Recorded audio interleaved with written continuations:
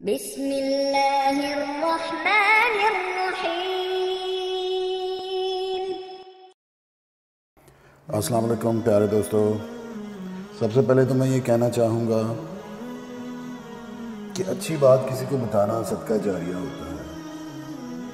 ہو سکتا ہے آپ کے توسط سے کسی مجبور بہن بھائی کا بھلا ہو جائے اور تا قیامت آپ کو اس کا اجر ملتا رہے۔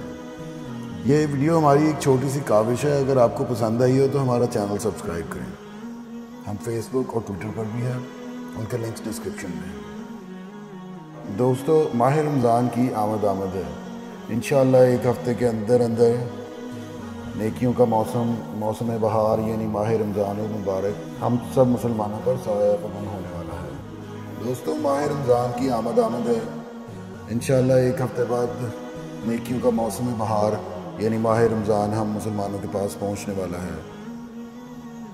رمضان المبارک اللہ تعالیٰ کی رحمتوں اور عنایتوں والا مہینہ ہے۔ رمضان میں اللہ تعالیٰ انسان کو ہر قسم کے انعامات سے نوازتا ہے۔ رمضان المبارک میں روزہ ہر مسلمان کے اوپر فرض ہو جاتا ہے۔ رمضان المبارک کا مہینہ اللہ تعالیٰ کی طرف سے مہمان بن کے آتا ہے۔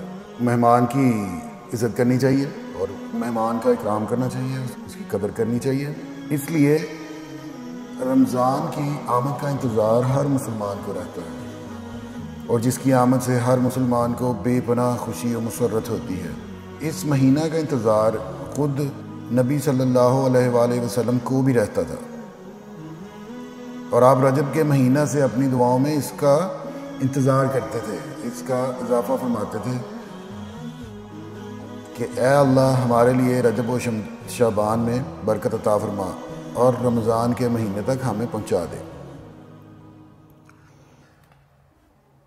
ماہ رمضان ہزاروں برکتوں سعادتوں کو اپنے دامن میں لیے ہوئے ہم پہ سایہ فکن ہو رہا ہے۔ ہر بندہ، ہر مومن اپنی اپنی طاقت و قوت کے مطابق اس مبارک مہینہ کی برکتوں سے فائدہ اٹھائے۔ رمضان کی برکتوں سے فائدہ اٹھانے کے لیے سب سے اہم اور ضروری یہ کام ہے کہ گزشتہ زندگی کی ساری کوتاہیوں سے توبہ کر لی جائے، سارے گناہوں سے توبہ کر لی جائے، ظاہر و باطن کو خوب پاک صاف کر کے رمضان المبارک کا استقبال کیا جائے۔ اللہ تعالیٰ خود فرماتا ہے، اے ایمان والو، تم پر روزے فرض کیے گئے ہیں جیسا کہ تم سے پہلے لوگوں پر فرض کیے گئے تھے تاکہ تم پرہیزگار بنو۔ رمضان کی آمد سے قبل اور رمضان عبادات کے پیش نظر آپ شعبان کے مہینے میں عبادتوں کا اہتمام دیگر مہینوں کے مقابلے میں زیادہ فرماتے ہیں اور رمضان المبارک کی تیاری کا عملی نمونہ پیش کرتے ہیں۔ حضور صلی اللہ علیہ وآلہ وسلم نے اس مہینہ کی عظمت اور اہمیت ہی کی بنیاد پر اس کی آمد سے پہلے شعبان کے آخری ایام میں حضرات صحابہ کو جمع فرمایا اور اس کی فضیلت بیان کی اور اس کی خصوصیات کو بیان فرمایا اور ایک عظیم الشان خطبہ دے کر اس کی اہمیت اور عظمت کو اجاگر کیا۔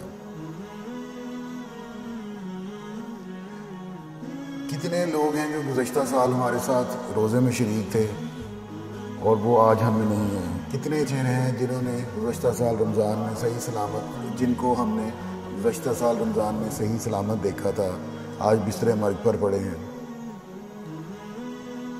اس لیے آنے والے رمضان کا خیر و خوبی سے استقبال کریں۔ ہمارے اوپر طلوع ہونے والا رمضان کا چاند خیر و برکت کا چاند ہو، اسے دیکھ کر ہمارا دل جذبہ اشتیاق سے امڈ آئے اور ہماری زبان یہ کہے، اے اللہ تو اس چاند کو ہم پر امن و سلامتی کے ساتھ طلوع کر۔ اے چاند میرا اور تیرا رب اللہ ہے۔ ماہ رمضان کی مبارک کی آمد سے پہلے اس کے مقام، اس کی عظمت اور اس کی فضیلت کے اس پیغام کو اپنے ذہن میں تازہ کر لیں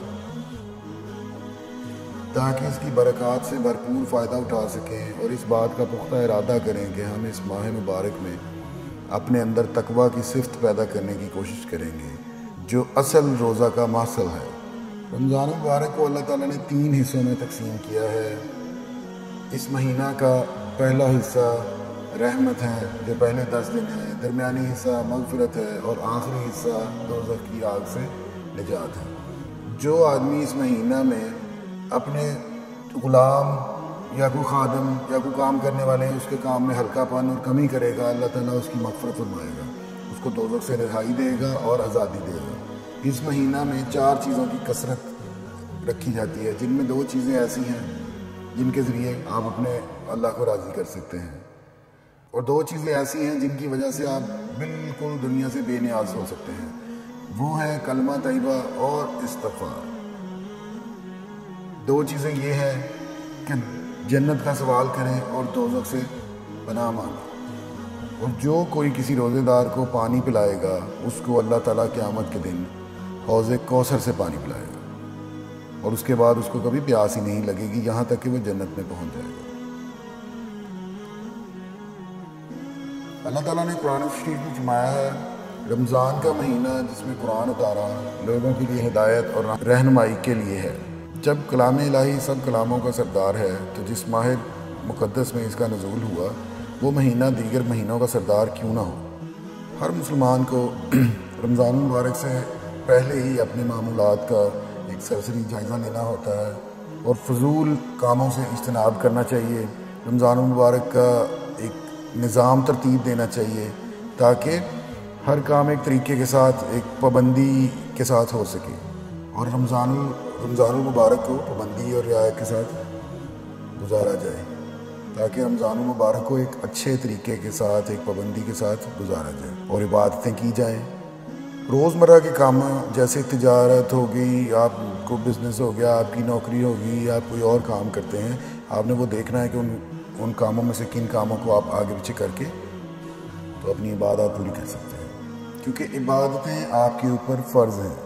یہ موقع پتہ نہیں دوبارہ ملے گا یا نہیں ملے گا، تو اس لیے جتنا موقع مل سکے اس کو تھوڑے کو زیادہ جانیں اور اس میں زیادہ سے زیادہ اللہ تعالیٰ کو راضی کرنے کی کوشش کریں۔ دوستو، اللہ تعالیٰ ہماری بخشش فرمائے، یہ دعا کرنی چاہیے۔ آپ اپنے لیے بھی دعا کریں، ہمارے لیے بھی دعا کریں۔ اللہ حافظ۔